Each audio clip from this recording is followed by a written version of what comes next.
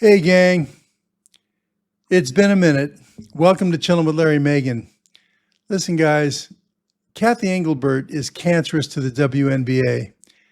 Adam Silver needs to step in, and Caitlin Clark carries the leverage. I'll explain.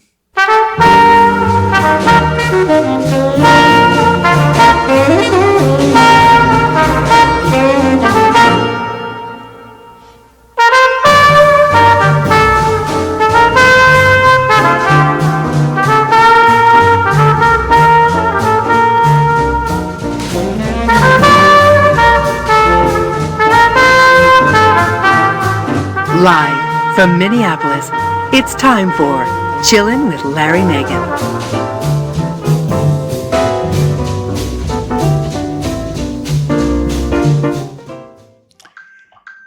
Well, I know it's been a while, gang, but for those of you who know me, you know I'm a diehard basketball fan. I've been a fan of the NBA going all the way back to the days of, Elgin Baylor and Jerry West in the 60s. I hardly ever miss a Laker game. I'm also a Clipper fan for the last, 12 years or so.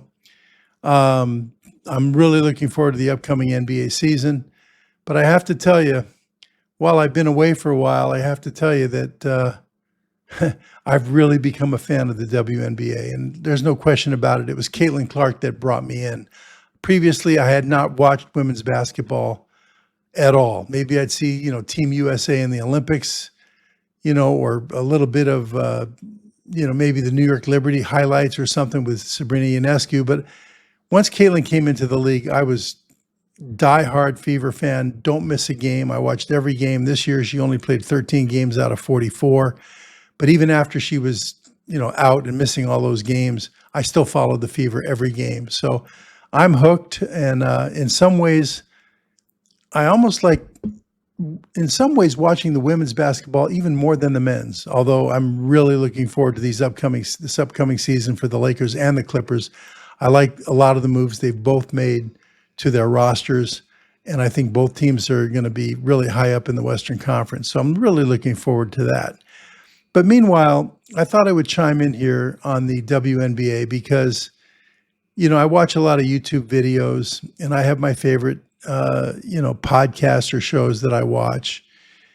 And everybody and their sister is chiming in on the whole Nafisa Collier versus Cathy Engelbert and the new collective bargaining agreement coming up. And it's just kind of like all over the internet. And, I've given it quite a bit of thought, and I've got my 2 cents to throw in. So I thought that I would. So if you haven't seen, Nafisa Collier called out Cathy Engelbert in her exit interview after they lost to the Mercury and Nafisa Collier got hurt. If you're not familiar with Nafisa Collier, she was a runner-up for the MVP award. She's also a partner in the Unrivaled Basketball League, which is a off-season 3-on-3 league, full court. But in any case, if you haven't seen it, I'm going to go ahead and run a little clip for you of what Nafisa said. Again, I'm sure you've seen it, but for those of you who haven't, I figured I might as well, show it to you. Okay, so here we go. I also asked how she planned to fix the fact that players like Caitlin, Angel, and Paige, who are clearly driving massive revenue for the league, are making so little for their first 4 years. Her response was, Caitlin should be grateful she makes $16 million off the court, because without the platform that the WNBA gives her, she wouldn't make anything. And in that same conversation, she told me players should be on their knees thanking their lucky stars for the media rights deal that I got them. Well, there you have it. I'm sure you've seen it. Pretty damning statements by Nafisa Collier. Now, keep in mind, Nafisa Collier is like the vice president of the Players Association, and they're trying to work out a new collective bargaining agreement with a deadline of October 31st, which will probably get extended. And of course, I think the owners are threatening a lockout. So it's one of those situations, lockout, strike, extension, who knows what's going to happen there. again, pretty damning statements to say that Caitlin Clark wouldn't make all that money or the 16 million without the platform of the WNBA. As far as I know, Caitlin Clark came into the league with State Farm commercials, and she was already making more than what the salary limit is for a rookie in the WNBA. She was already making way more than that, in the millions, prior to even coming into the WNBA. But it gets much deeper than that, and I'm going to get into it deeper. And then the other thing about when Nafisa says that Cathy Engelbert said the players should be down on their knees thanking their lucky stars for the media rights deal that I got them. And if you're not familiar, the WNBA has come to some new television contracts totaling $2.2 billion over the next 11 years, an average of $200 million per season. And they still have reserved the rights of individual games that they could probably piecemeal for close to $60 million per year in addition to the contracts they already got. And it is a very complex television distribution among several different outlets. Disney with their ESPN and ABC. Amazon Prime has some games in there. NBC Universal with USA Network and Peacock will be carrying games, and even Ion will still retain the rights. I think they've got a Wednesday night doubleheader in there. So it's pretty complex the way they came up with this complete distribution of all these games over the next 11 years, which networks are going to get which games, splitting up the All-Star games and the playoff, different levels of the playoff series and what have you. So kudos to the WNBA for working that out. And even if it was Cathy Engelbert who was the architect of all this distribution, which I'm pretty sure she was not. They have people there that I'm sure assisted her, but she may have been the commissioner overseeing it. But even still, even if she was the one who did it all with the different networks, for her to say that I got them, let's be clear, she wouldn't have got them without the explosion of viewership in the WNBA. There was another answer to a question where I didn't cue it up, where she said the WNBA has experienced tremendous growth in the last 5 years. Now, why would she say in the last 5 years? Because she started 6 years ago. So she's trying to take credit for the growth since she's been there. But when you look at the valuation of the franchises, which is a direct correlation to the growth of the league. In other words, the more viewership, the more valuation that the league has, the more valuation that the franchises have is a direct correlation to the growth of the W, if I got that right. I don't know. But if you look at that, the average franchise valuation in 2022 was $95 million. The average valuation of a franchise in 2024, 2 years later, was $96 million. So it pretty much was stagnant for a couple of years.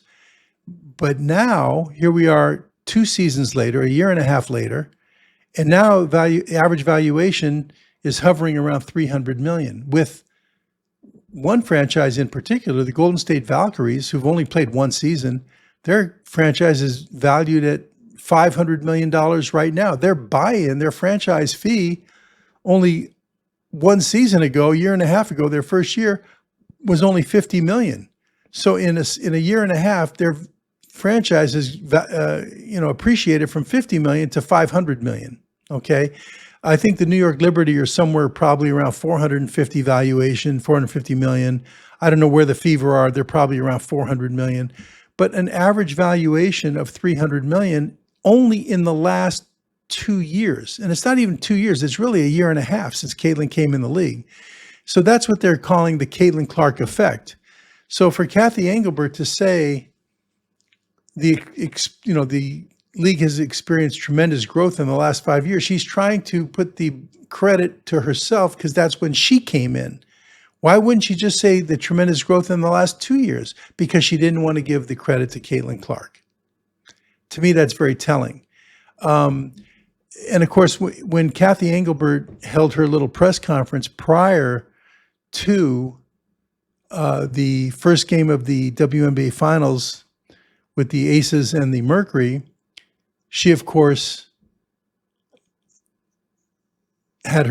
she kind of stepped back on the Caitlin Clark comment. But let's take a listen to that. If you haven't seen it, I know that most of you have, but I'm going to go ahead and share that with you. And so for those of you who haven't seen it, let's take a look. Hi, Cathy. Malika Andrews, ESPN. I just wanted to get some clarity on some of the specifics that Napheesa Collier said about your conversation that you had that was previously private. Did you in fact say that, quote, players should be on their knees thanking their lucky stars for the rights deal that I got them? There's a lot of inaccuracy out there through social media and all this reporting. And so I think what's most helpful is to focus on, I have been in touch with Napheesa. We've exchanged texts. We're talking next week. So I think obviously a lot of reporting, a lot of inaccuracy about what I said or what I didn't say. And I will tell you, I highly respect the players. There's a lot of emotion and passion going on right now because we're in collective bargaining. We're in the WNBA finals. And so I'll leave it there. I mean, I'm just obviously disheartened. You know, I'm a human too. I have a family. I have 2 kids who are devastated by these comments. And so all I'll say is just, you know, it's obviously been a tough week. And I just think there's a lot of inaccuracy out there. Absolutely respect that piece of it. I did want to follow up, though, and ask, I think that the growing sentiment around the league, right, is that players, they feel that the right leadership isn't in place right now in the league office. So do you feel that you're still the right voice and expect to continue to be commissioner beyond this CBA? Thank you. I certainly, that's another inaccurate statement out there that everybody reads and takes clickbait on. Obviously, I've never been a quitter. I'm entering my 40th year, actually, this month in business. Never been a quitter, never shied away from tough situations. I think leadership, the cream always rises to the top, and I've always been someone who believes in the fact that we have, if there's things we need to fix, we're going to fix them. If there are things the players have a perspective on that they don't like that we're doing or I'm doing, we'll fix them, Malika. So I think there's a point in time when obviously there's a lot of, and I said emotion, passion, whatever you want to call it, about what's going on right now. The league has grown enormously over the last 5 years. It's incredible what these players have done day in and day out, and they deserve all the credit. But as I said, my staff and the staff of the teams and the owners in this league have made tons of investments to get to where we are today. And so I'm not going to shy away. I'm the commissioner of this league, the leader of this league. I think we've accomplished a lot, but we have a lot more hard work to do. There's so many more things we can do together, and I hope that the players see that. And I'm certainly, looking forward to meeting with them in the off season as we get to the next level, especially with so many great things that are going to happen in the off season into next season. Well, there it was. I have a few things I want to jump in on there and touch on. I mean, I'm probably getting things a little out of order here. Did you notice when Malika Andrews went into her second question, Cathy turned to her left and she held a hand up? There was somebody kind of, not moderating, but kind of orchestrating this press conference, as far as identifying who was going to get to ask the next question. And there were a lot of people in that room that wanted to ask questions. So typically in those situations, they may want to limit the different reporters to only one question. And Malika got in a second question because she was pretty quick. Malika Andrews from ESPN.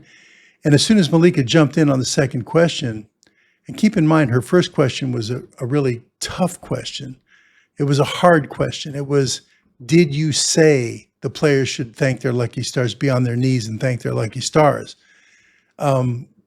And right after that really difficult question, Malika jumped into another one, and Cathy turned to her left with her hand up like, hey, whoever the person was that was kind of running the conference there for Cathy, it was like, hey, you were supposed to step in and stop her. That's what that was. as far as I'm concerned. I can't be sure. I'm not there, but that's what it looked like to me. Is like, why are you allowing her to, this person that's just trying to, put me on the stand here? Why are you letting her have a second question when we agreed only one question per reporter? And then at that point, Cathy had no choice but to turn to Malika and try to answer the second question. Also, let's talk about her answer to that question. Her answer, she didn't really answer. I mean, she immediately pivoted. She said, "Did you say that?" She didn't say, "No, I didn't say that. That's a misquote." She immediately turned away her eyes from looking at Malika Andrews and said, "There's a lot of inaccuracies and reports out there."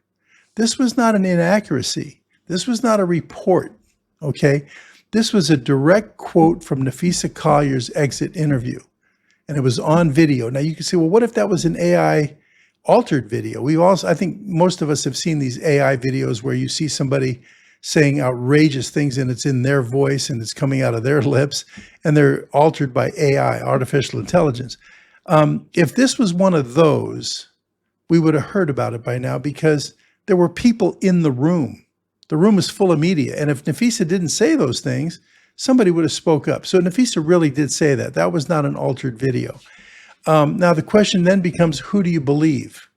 If one person says it's red and the next person says it's blue, who are you to believe? Well, I guess we all have to pick and choose who we believe. I think on the very surface of things, to me, Nafisa comes off as a person of very high integrity.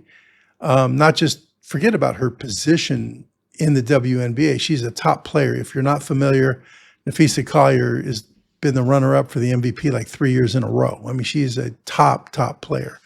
And she probably would have won the MVP this year if she didn't miss like 10 games, although Asia Wilson's certainly deserving of that honor. But nevertheless, forget about her standing as a great player and one of the top in the league, and also forget about her standing as the vice president of the Players Association. All of that aside, Nafisa Collier comes off as a person of very high integrity. So just on the surface, I would tend to believe her, but I think there's some things in Cathy Engelbert's remarks that are very telling and give reason to believe Nafisa and not Cathy. She, if you believe Nafisa over Cathy, that Cathy said they should thank their lucky stars for the media rights deal that I got them. Well, just for her saying the word I instead of the WNBA, they should thank their lucky stars. And I don't even think she should say that. But at a minimum, if she said, thank their lucky stars for the new TV rights deal that the WNBA has secured, okay, fine. But for her to try to take credit for that, yes, it's a very complicated distribution of games over 6 or 7 different television networks, okay, over the next 11 years. That in itself, whoever was the architect of that distribution should be commended. And even if it was Cathy, okay, great. Let's say Cathy is the architect of that. Let's give her that. But you wouldn't have gotten those rights. You wouldn't have gotten all these, Peacock and USA Network and Prime and ABC and ESPN and with Disney and also they've got Ion in there. You wouldn't have gotten all that level of money and all these networks had it not been for the tremendous explosion of growth over the last year and a half since Caitlin Clark came in the league. This is clearly a record-breaking TV rights group of contracts for the WNBA, and it's coincidentally since, quote, the Caitlin Clark effect. I don't think anybody would deny that or debate that. So for her to try and take credit for that, to me, that's very telling. Also, a little bit later on, she was asked specifically by another reporter about the Caitlin Clark comment. And, let's go ahead and we'll just take a quick peek at that real quick. Here we Hi, go. Cathy, Annie Costable, Front Office Sports. Okay. You've continued to express that you are disheartened by the characterization of your conversation with Nafisa Collier. Just again, seeking clarity. Did you in fact say that Caitlin Clark should be grateful she makes $16 million off the court because without the platform that the WNBA gives her, she wouldn't make anything? And do you actually feel that way, that without this platform, players like Caitlin Clark wouldn't be making what they do off the court? Yeah, obviously, I did not make those comments. Caitlin has been a transformational player in this league. She's been a great representative of the game. She's brought in tens of millions of new fans to the game, proud of what she's put on the court. Unfortunately, the injuries held her back from a full season this year. But again, I'm not going to get into every point, counterpoint. It's not productive here. We're here to celebrate the WNBA finals. I think what Indiana just did was amazing with all the injuries they had and the everything they faced this year, bringing that to a Game 5 in overtime. But yeah, as I said, there's a lot of inaccuracies reported out there, and I certainly did not say that. Well, there you heard it. Now, in that case, she denied saying that Caitlin wouldn't make this money off the court. Well, go back to who do you believe, but also stop and consider this. I think she had no choice but to deny that statement. I think she had to deny it because, as she said right there in her own words, Caitlin has brought millions of fans to the league. And clearly, those Caitlin Clark fans, at least I know I was not happy with those comments. I was unhappy with Cathy when I heard those comments. They're pissed off. The fans are pissed off that she would say, Caitlin wouldn't have this money without. So she had to deny that because that would have even pissed off fans more if she said, well, yeah, I did say it, but I didn't mean it, or I was taken out of context or whatever. But she flat out had to deny it. But in her own words, she admitted that Caitlin Clark brought millions of fans. Well, okay. Why do I say that Cathy Engelbert is cancerous? First of all, I'm not going to get into a big topic of the Nafisa Collier statement was the officiating in the WNBA and also the whole upcoming, collective bargaining agreement negotiations. How can you negotiate with someone who's tone deaf, basically, is what she's saying. I don't really want to get into the officiating. I don't want to get into even the collective bargaining agreement. But once you make that decision as to who you believe and what you believe here, it becomes clear that Cathy Engelbert is a narcissist. She's a narcissistic, egocentric. She has an overinflated view of her own importance. And, like I said, have you ever heard the statement, it takes one to know one? Well, I think I can safely say she's a narcissist because, again, it takes one to know one. And I mean, it took me 2 years of therapy to get over myself, okay? When you're raised by a Jewish mother like I was, you grow up thinking that you're better than everybody else. And you think that, your poop doesn't stink, okay? But 2 years of therapy, back in the late 90s kind of wiped that out. And when you have 6 or 7 failed businesses that each one has a way of taking a bite out of you, I think I've been over that for 20 years already. But nevertheless, it's not hard to spot. And again, when she says the deal that I got them, to me, that's very telling. When she says, the valuation or the growth of the league has been, tremendous growth in the last 5 years, trying to take that credit for herself because that's how long she's been there. That's very telling. It's kind of subconsciously showing you who she is. And the reason I say that's cancerous is because if she were to get it twisted and think that she can do this without Caitlin, the league could fall apart. And I'm going to tell you a little story. I know that seems extreme. First of all, I think if Caitlin were to somehow not play in the WNBA, and there's all kinds of stories out there, the Saudi Arabia League and all these other opportunities. Caitlin turned down a $5 million offer from the big three before she even came into the W, because she wanted to play in the W for $77,000 or $78,000. She turned down $5 million for that because it's been her dream to play in the W. She grew up idolizing, the WNBA, and Maya Moore was her favorite player with the Lynx. And this has been her dream, and she seems to be very loyal to the W. So she probably will be in the W. But let's just say that she were to go elsewhere.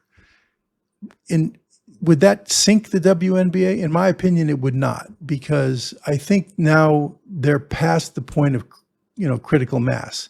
The snowball has already begun to roll down the hill. You look at the Valkyries in Golden State, they sold out every game, 22 home games selling out, 18,000 a game. Caitlin Clark's not on that team.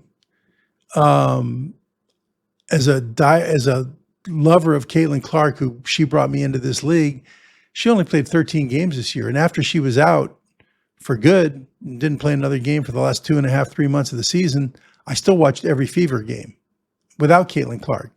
You look at the New York Liberty, they sell out almost every game. Their viewership is up through the roof. Okay, there's no Caitlin Clark on that team either. I don't think Las Vegas Aces are hurting for attendance or hurting for viewership. So I do believe that if Caitlin were not to be in the W, the league would still grow. However, it would hurt the growth. It would make an impact.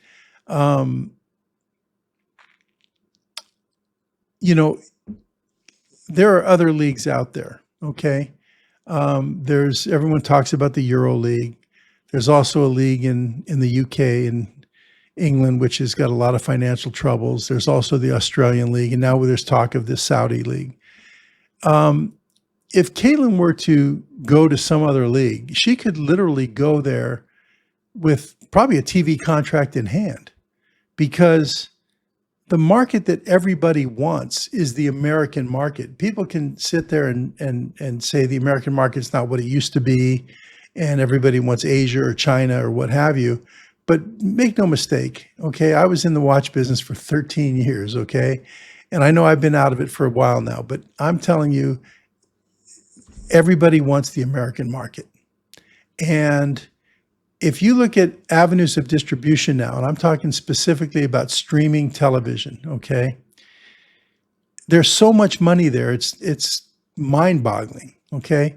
If you look at, and I made a list here. Where's my list? I don't know where it is. It's somewhere. It's not really that critical.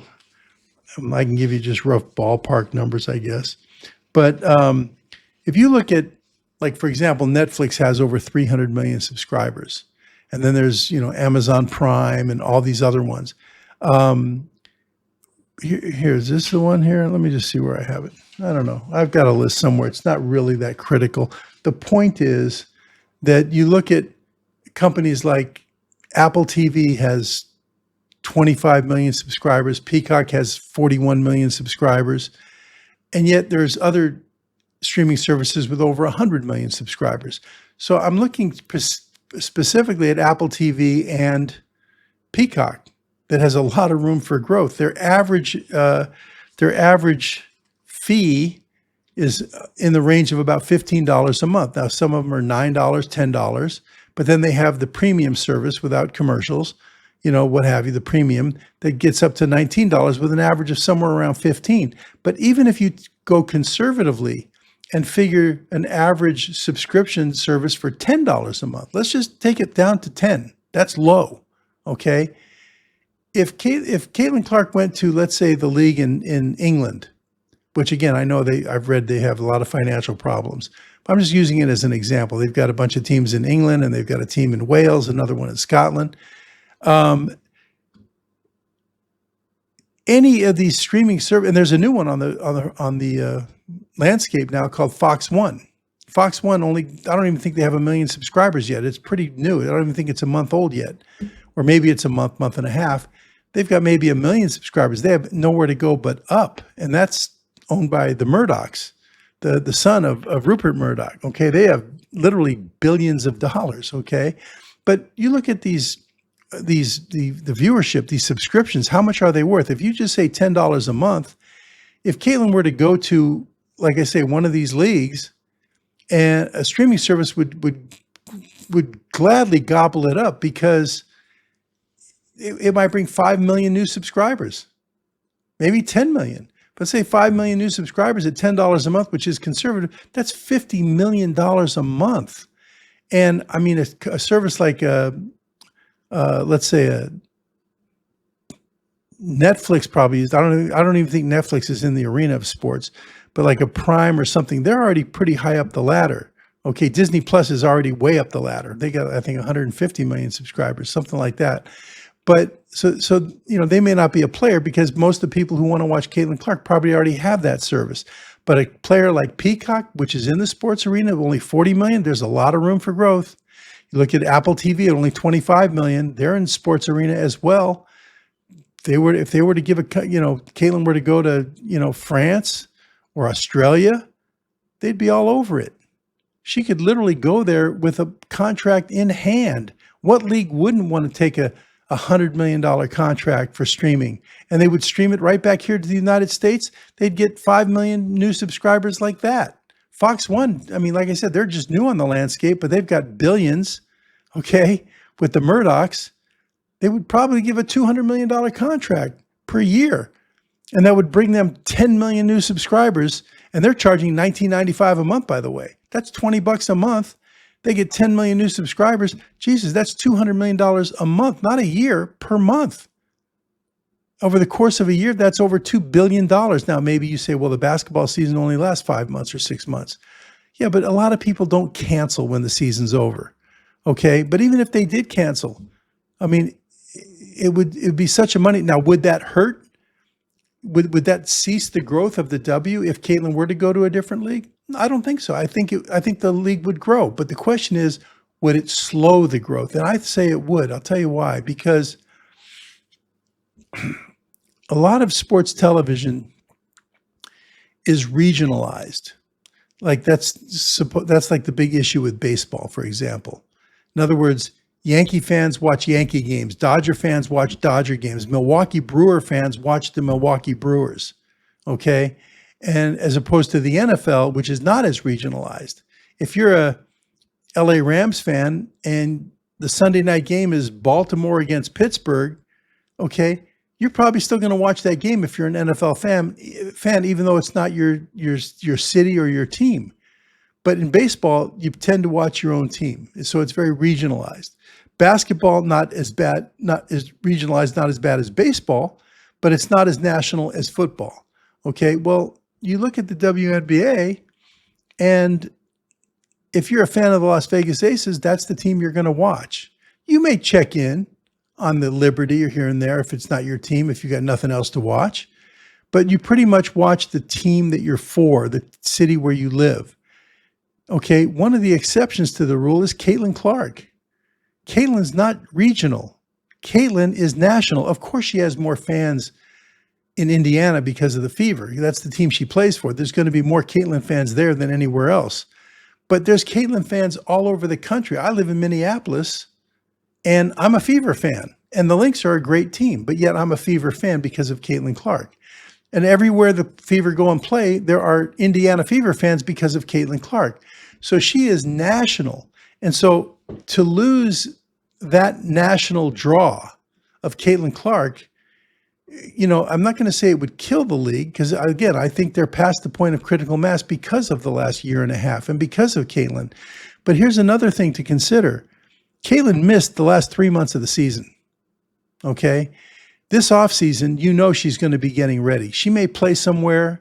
If she doesn't play, she's going to be working out on her strength and conditioning. And listen, at the time she went out, she wasn't playing well on her last injury. She wasn't shooting well at that point.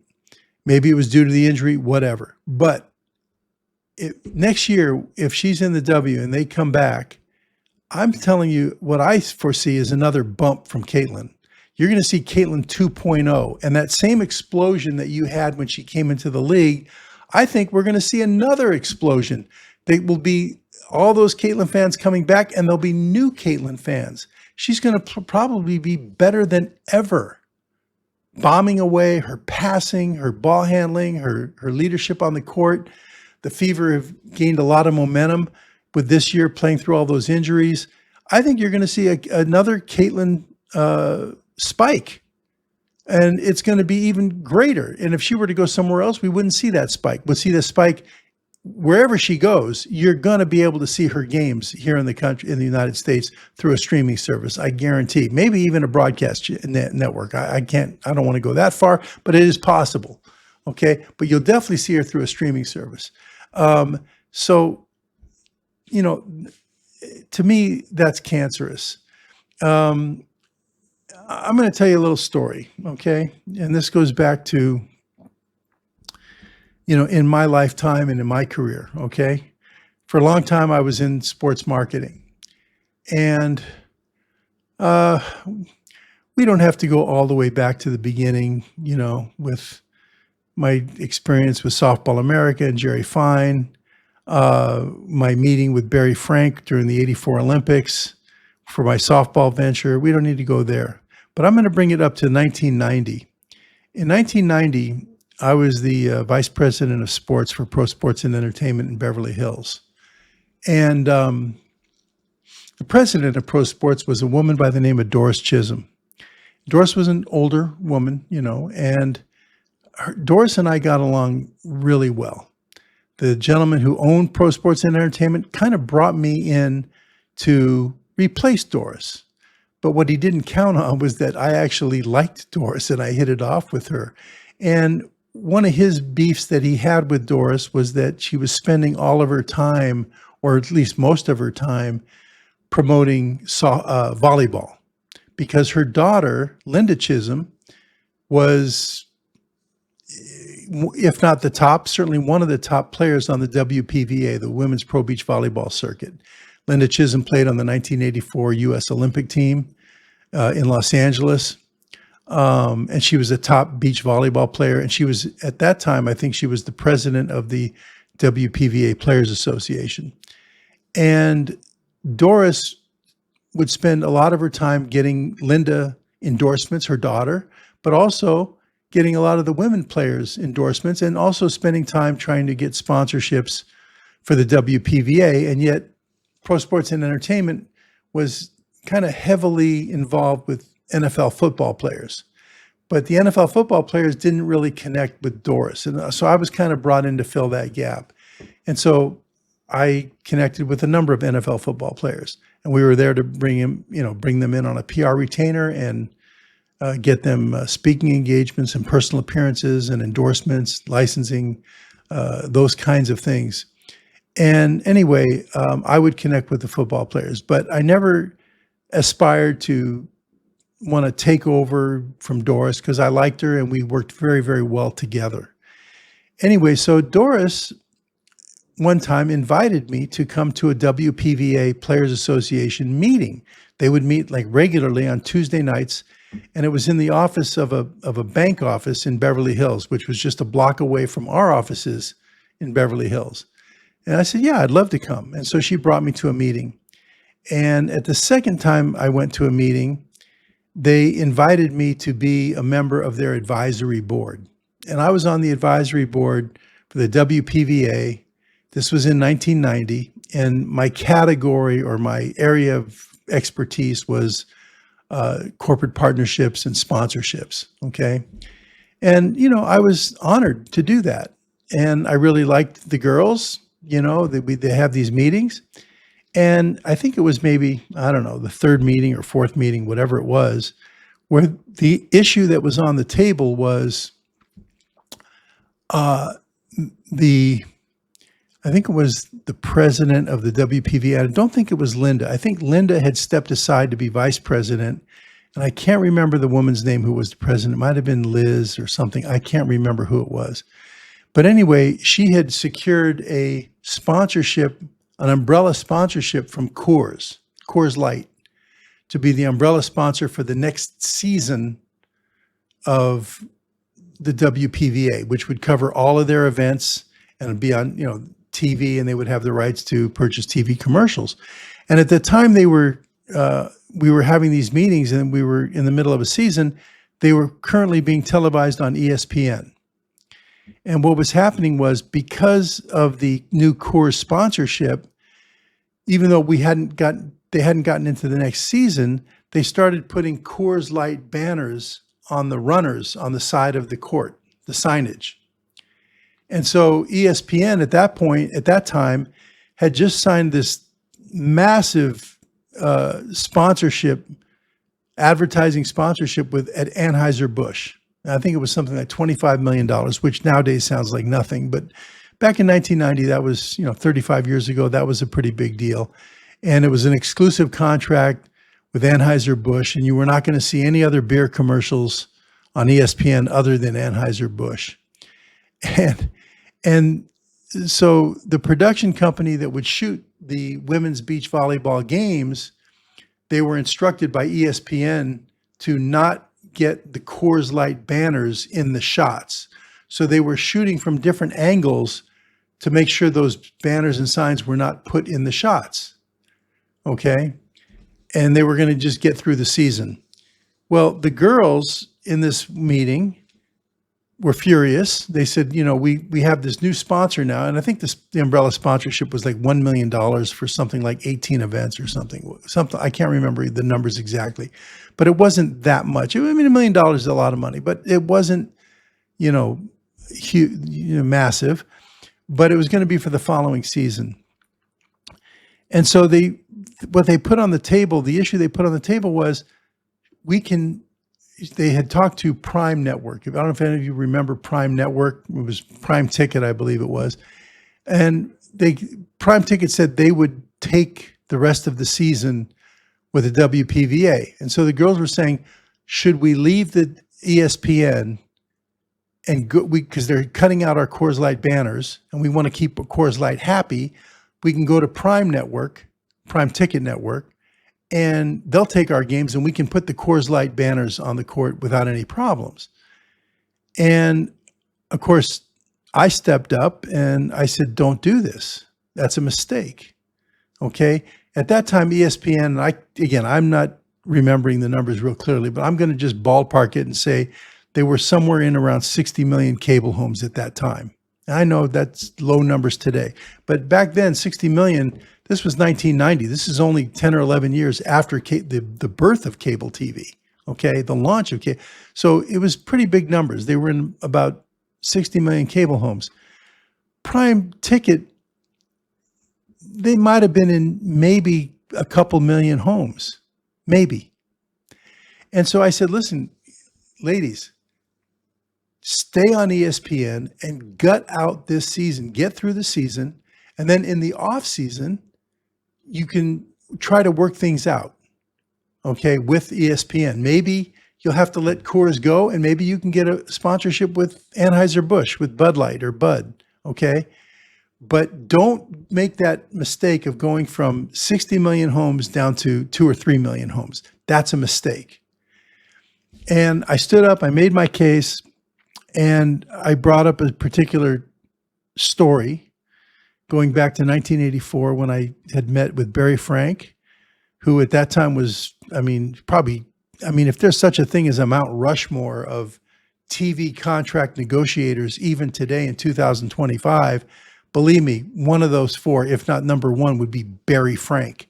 Barry Frank changed sports on television with the, legendary $309 million contract with NBC for the 1984 Olympics. And he did it with sealed bids. He made it into a game between the three networks.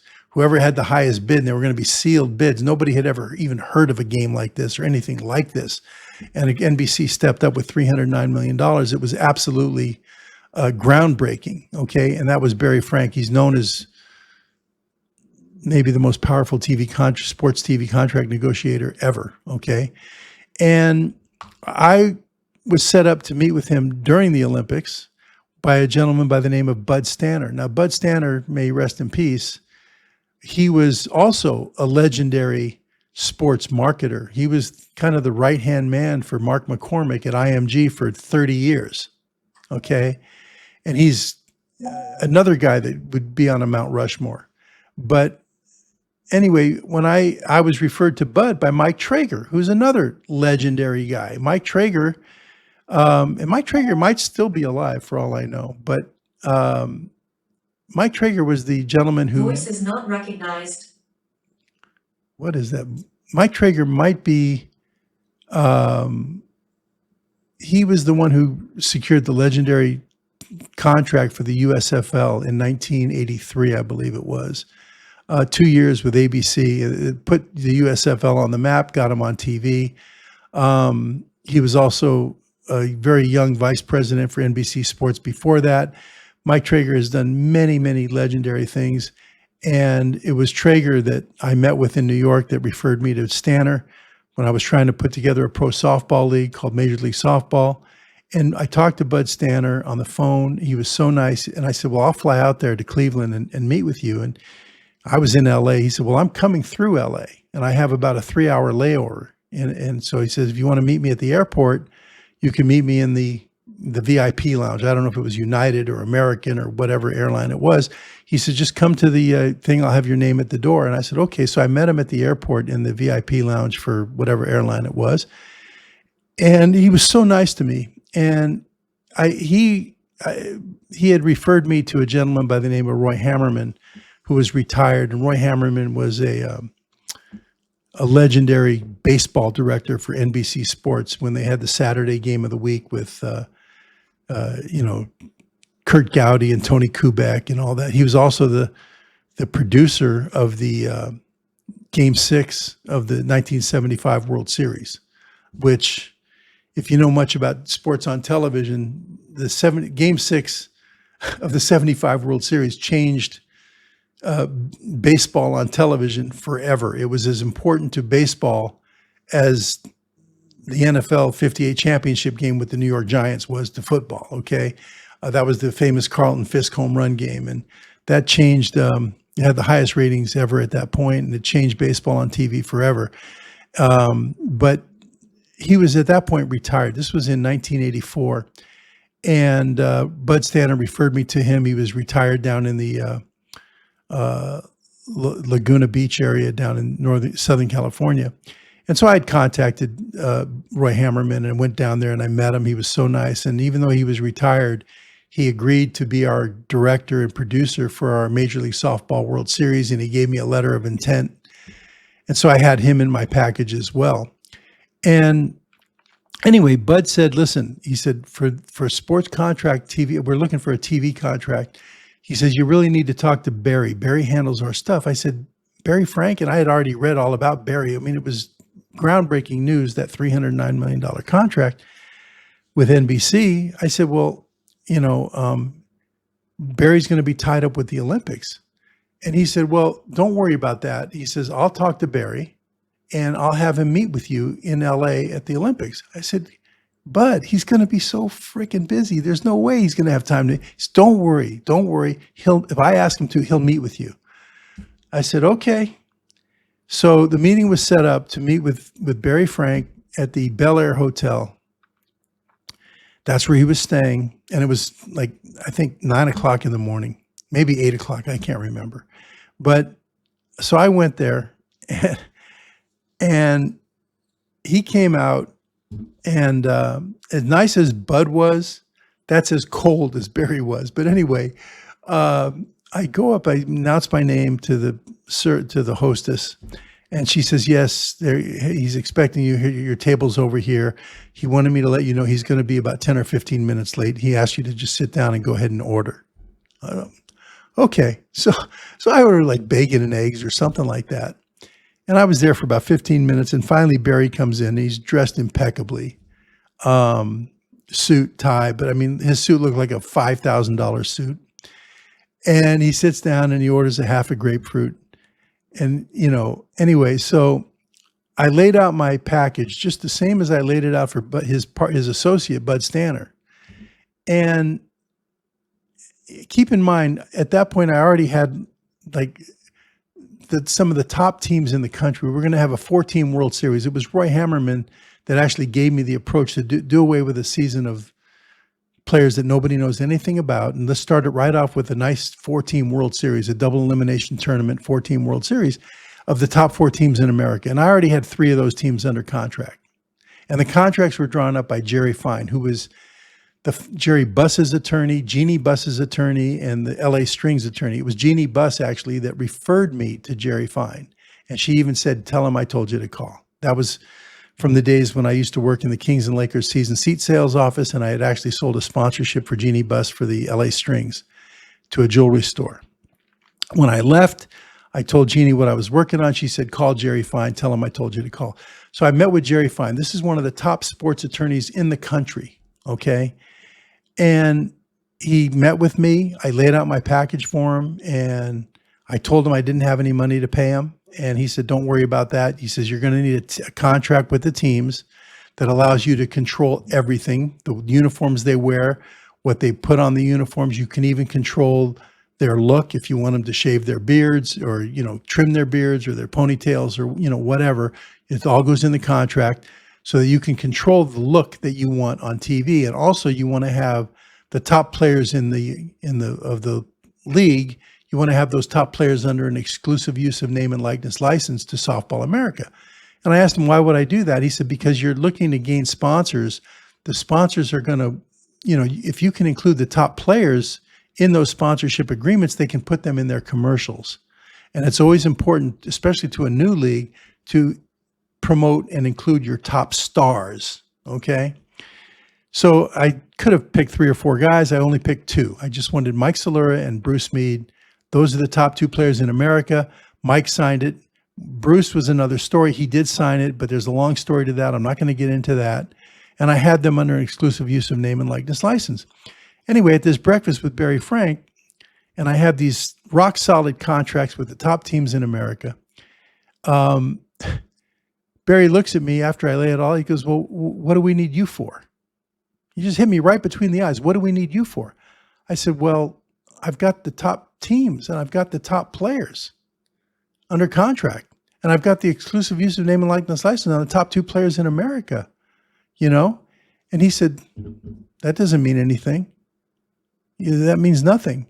Because he said, if we were to organize a league, and even if we didn't have the top players, it wouldn't matter. Nobody knows who these guys are. Okay, maybe the real hardcore fans, which is probably 1/10 of 1% of the softball players in America. But whoever we put on TV, those are the players that people will believe are the best players. Because that doesn't mean anything. At the end of the day, he said, we'll pass. And he passed. I mean, that was part of the reason he passed. But the other thing was, it wasn't big enough. We were looking at a total sponsorships of maybe around $1 million. This is a guy who just did a TV contract for $309 million. They're not going to mess around. IMG's not messing around with sponsorships for $1 million. They're looking for sponsorships for tens of millions. And so they passed on it. But my point is, going back to the WPVA, I told those girls, if you leave, and I told them in that meeting, if you guys go to Prime Ticket, it's a mistake, because ESPN, if they want women's volleyball on TV, they'll get other players who will play. And they'll be sponsored by Anheuser-Busch. And they said, well, when I said that to the players, to the girls in that meeting, they said, well, they can have all the players they want. We have all the best players in the world. Okay? And they did. But again, the viewership is going to go see, 60 million homes. Those viewers are going to see the ones on ESPN. The girls on Prime Ticket are not going to be seen except by a few people. So I mentioned that to them. Anyway, after that meeting was over, they held a vote, and they decided to vote with the president. And I think Linda Chisholm had stepped to the side, and she was a VP. But they followed her advice, and they decided to pull off of ESPN and go to Prime Ticket.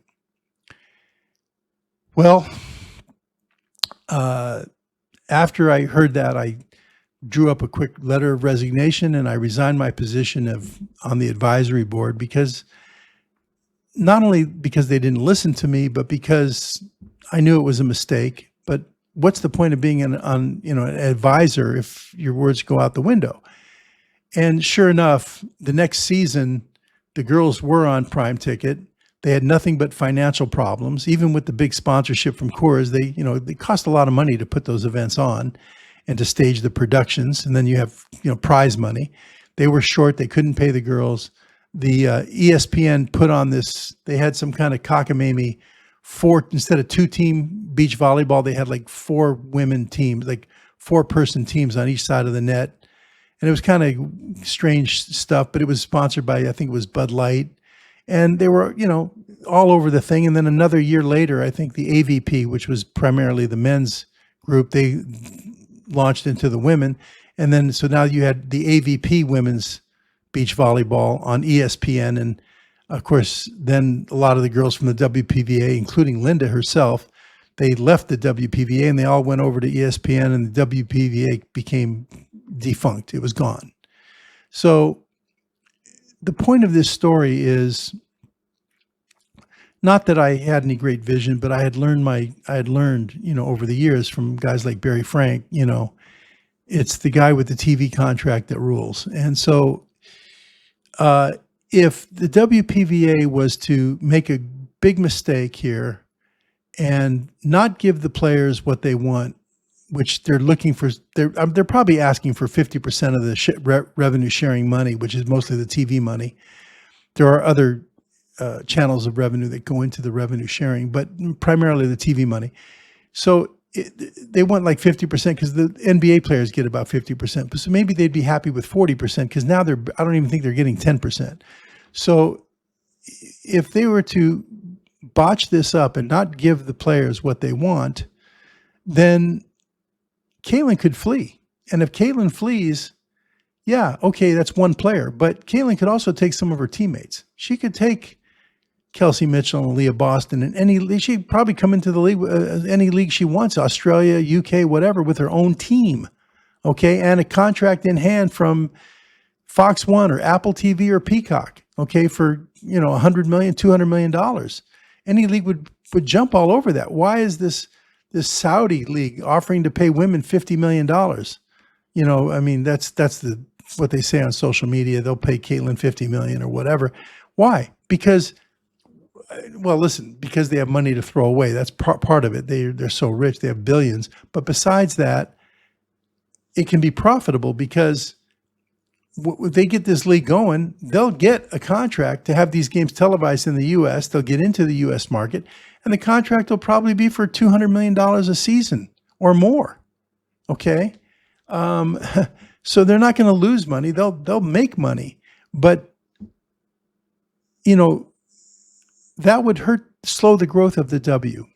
So I think what needs to happen is, I think that Adam Silver needs to step in. Obviously, there's been a great loss of trust in Cathy Engelbert. She's been exposed.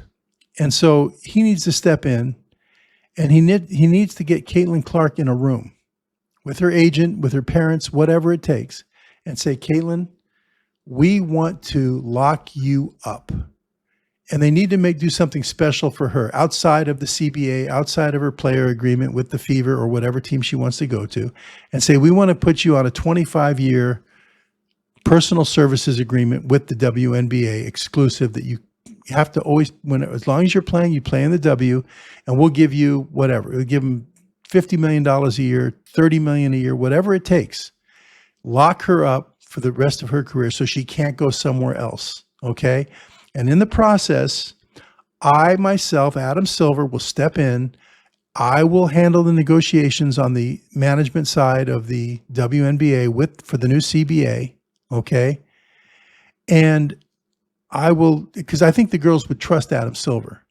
But more importantly, I think the owners in the WNBA will also trust Adam Silver. Because, Cathy keeps saying these owners have invested, millions of dollars and they need to recoup their investment. Well, that argument doesn't even carry any weight at all, because even if they've invested a lot of money and they say, well, the league has lost money year over year, these teams have all lost money. Let's not argue that. Let's say that all that's true. I'm going to believe that is true. Okay.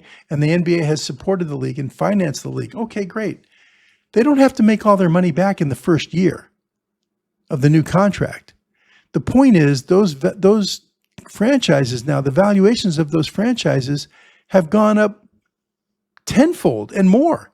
Like I said, the Valkyries franchise fee was $50 million. What was the franchise fee for the buy-in for the LA Sparks way back in the 90s? What was the buy-in for, the New York Liberty or these other teams? Way less than $50 million. Okay. And now these franchises are valued at $300 million. So they have a capital gains. They've made their money back. They don't have to recoup their investment, like Cathy Engelbert is saying. They've already made it. You say, well, they don't make it till they sell the team. Well, if they can't survive on 50% or 55% of the revenue share, okay, if they can't survive on that, then sell your team and make $300 million. And then you more than made your investment back, okay? So that whole argument that they have to be sustainable and they have to get their investment back, they've been pouring money in, that doesn't even carry any weight. That's just a red herring. That's BS, okay? These franchises have tremendous value now because of the growth that Caitlin Clark created, okay? Would the league die if Caitlin went elsewhere? No, I don't believe so. I think they would continue to grow, but it would hurt the growth because it would slow the growth. Because if Caitlin went elsewhere, there are going to be millions of fans that are going to go watch Caitlin. And some of those fans will still watch the W, but a lot of those fans won't watch the W anymore.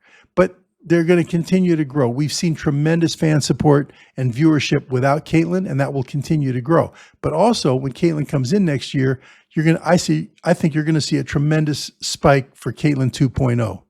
It's going to be the same thing all over again and even bigger, okay? Especially if she can play better, and I think she will. I think she'll be stronger. We all remember when Michael Jordan made himself stronger, he went from up here to the stratosphere when he got his strength, when he got even stronger from working out in the off season. So I think we're going to see something like that from Caitlin. But anyway, there's probably a lot of other points I'd like to make here, but I think, one more point I'd like to make. I think Adam Silver needs to lock up Caitlin for the good of the league. He needs to sell it to the owners that, listen, guys, don't worry about keeping their rev share down. We know the business model will work at 50% because it works for the NBA. You're going to still make a huge profit. And then I think what he needs to do, Adam Silver, is make a concession to the players and to Caitlin and the players saying, listen, I'll step in for now. After we get the new CBA, we're going to go about the business of finding a new commissioner. And for the new commissioner, the league, I myself with the owners will put forth 2 or 3 candidates or 3 or 4 candidates, and the players will approve who they want as commissioner. And I believe it should be an ex-WNBA player, not a businesswoman from Deloitte Touche like Cathy Engelbert. Put in a former WNBA player who will not only have respect from the players, but someone who the owners can respect, and more importantly, someone who will have an eye on the fans. You don't want to have a players commissioner or an owners commissioner. You want to have a fans commissioner, okay, that will put the fans first, and someone that the owners can trust. And they can put in safeguards, so that, they don't gang up on the owners. They can have safeguards in there. And, you think about former WNBA players. I'm not as familiar with all of them, of course, as a real true WNBA fan for many years would be. But I know that you look at a person like, Nancy Lieberman or Ann Myers Drysdale, those women have experience on every level of the game, and they have tremendous respect. Those are the two that come to my mind. I also think of possibly a Cheryl Miller or maybe a Lisa Leslie, but the two I'm really focused on are Nancy Lieberman and Ann Myers Drysdale. They're both alive. They would be great commissioners. And I think, and you don't have to have a commissioner that has to negotiate a TV contract. You don't have to have a commissioner that has that's a tax lawyer. You don't have to have one that's a business person, because you've got all those support people in the office. They've got a legal team. They've got lawyers. They've got business advisors. They can lean on wherever they're lacking in expertise if it's Nancy Lieberman or whoever, okay, then they can support her with, an expert in those areas, advisors to help that person to fill in the gaps. But someone who knows the game, someone who the players can look to and say, we trust her, we have faith in her, okay? And also the owners. The owners don't need, I can't stand these commissioners that are nothing more than a puppet on a string for the owners. And really, honestly, that's what Cathy Engelbert is. She's a puppet on a string. And I think that would be a great concession to the players. And so I would lock up Caitlin Clark and have an understanding that Adam Silver will step in. I think they'll trust him initially during the CBA. They'll come up with a nice, fair agreement that the owners will have to swallow, and the players will make certain concessions as well. They'll be happy and trusting, but knowing going into the CBA that maybe part of the agreement or a side agreement is that when it's all said and done, we're going to have a former WNBA player in as commissioner that's somebody that the players themselves can vote on and make the choice. We'll put out 2 or 3 and let you choose the one that you want, and let the players pick the commissioner, and that would restore faith and trust. Anyway, these are my thoughts. I don't know. It's hard to say. Again, there's probably so many more thoughts that I have, but I don't know. I guess that's pretty much all I've got today. So until next time, guys. You see, I'm a little bit rough on the software. I don't have my old engineer Ronnie here with me to control the board here, but anyway, that's all I've got for today. So let me see here if I can figure this out here. Yeah, let's take that off and take that off. And let's do this one. And guys, until next time, I'm Larry Megan. Peace, love, and all good things. Chillin' with Larry Megan.